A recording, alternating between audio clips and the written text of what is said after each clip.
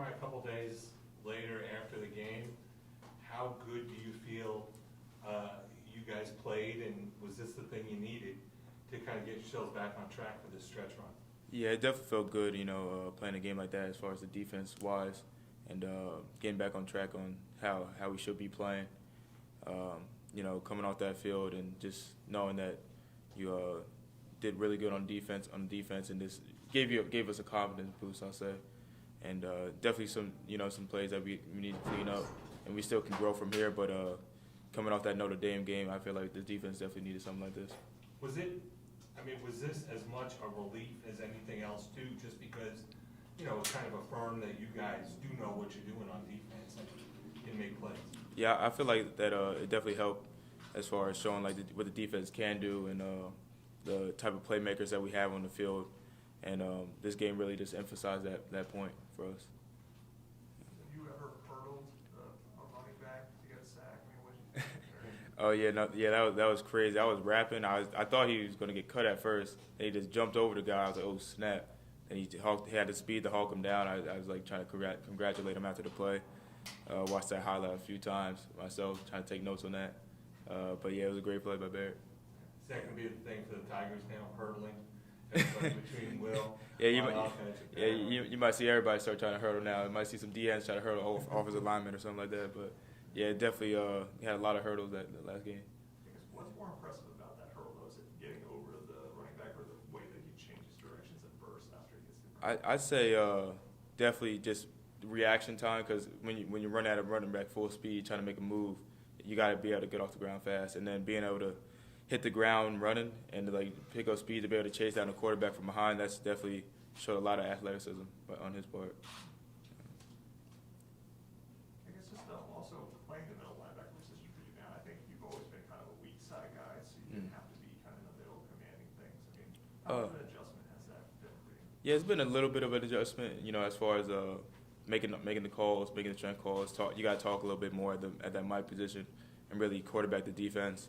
But overall, like last year, I feel like I still try to work on that at the will position, just talking and helping out the Mike linebacker when I had the opportunity. And I feel like that transitioned well as going into this year and helping me being able to do that and it just being a smooth transition. I mean, how much is that you coming out of your shell? And kind of talking to your dad, who's just saying you always used to just play. Now you have to kind of command people. I mean, how much is that something you have to really work on speaking of both? Yeah, I feel like definitely is a change, because in high school, I was more of a lead by example type of guy.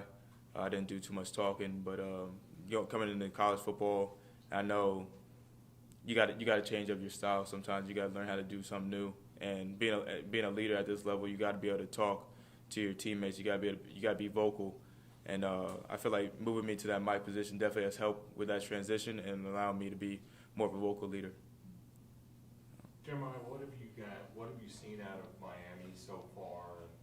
Have you spent a lot of time looking at them already? Yeah, I spent Sunday going over some of their film. They got athletes on the offense. It's going to be a good challenge for the defense. But I know the coach's game plan is going to be great, and the preparation on the defensive side and my preparation is going to be great to prepare me for Saturday.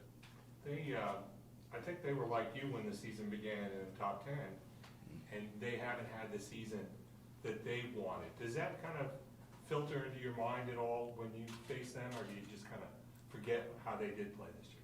Honestly, not necessarily. I try to approach every opponent, with the same mindset of, if we don't do what we're going to do, then overall we're going to lose. So, you got to approach every single game like you're playing the national championship game.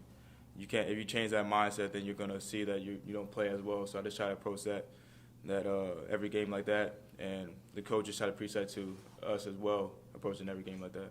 If you guys are successful Saturday, that's 8-0 in the ACC, undefeated season in the ACC. It happens some. It doesn't happen very often. How much of a motivator is that for you guys? Definitely a big motivator. Something like to strive for, and it's one of our goals every single year, trying to win that ACC championship, and definitely just a big motivator and something to keep pushing for this season. How different does that quarterback make Miami, the guy who played at Georgia It definitely gives them, a commander on that offense, a leader on that offense, and somebody that just, is going to be a playmaker for them. So we got to make sure that we come with the right mindset on defense.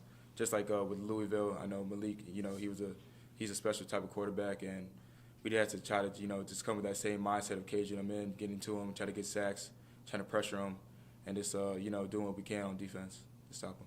After facing so many dual threat quarterbacks this year, when you turn on that film, you're like, oh crap, there's another one, because they didn't really have that before. Yeah.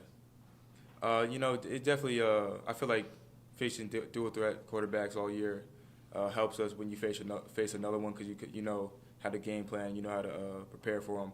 But I mean, you still got to come with the right mindset, or he will cut you up. But I feel like facing quarterbacks like that all year has definitely helped us out as we keep facing them throughout the year.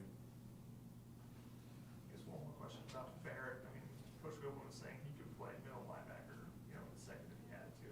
How much reps does he get during the week, and how natural does he look at each of those positions? Oh yeah, no, he's very natural at all the linebacker positions, because at Will he really didn't get that many reps at Will throughout the season, or even in the off season, maybe here and there. But he was able to jump in at the Will, learn the game plan for it, and he just picked it up fast. And I could tell, he was really in his playbook trying to make sure he had every detail down at that position, and I feel like that showed on Saturday. Jeremiah, is there still some kind of, magic going up against Miami in the U? Is it still something special in your mind when you get to play them? Yeah, definitely. This is one of my first years playing them. But playing a program like that, and like their history of how successful they are, and I mean, it's still the U. So being able to play a team like that is definitely something that's like pretty cool to me.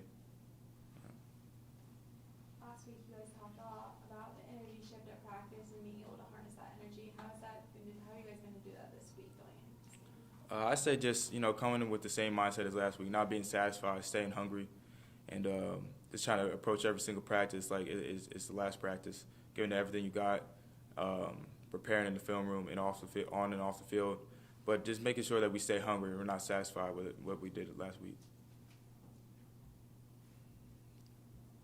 Any questions for Jeremiah from Zoom? Hey Jeremiah, this is Anna Adams of Clemson 24/7.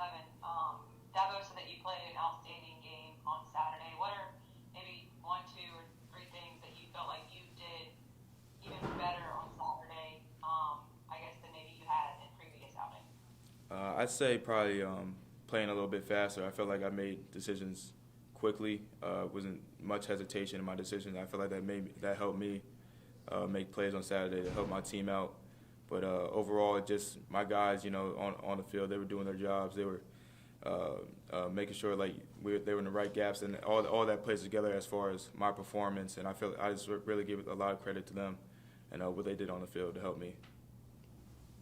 Coach Goodwin said that Saturday was probably the most aggressive game that he's called this season. Do you feel like the aggression allows you to play faster and more freer at times?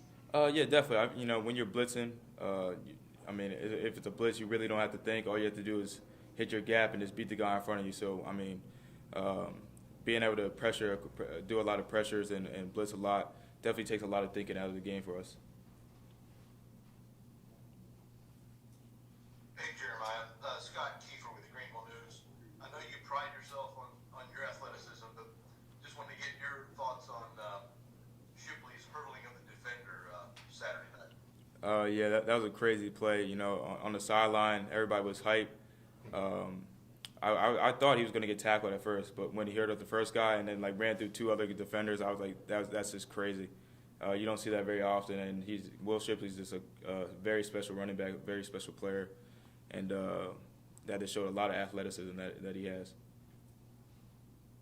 Thank you. You wouldn't have let him hurdle you, would you? I would have tried my best not to. I say that, yeah. Anybody else for Jeremiah? All right, thanks, Jeremiah. All right, thank you. Thank you.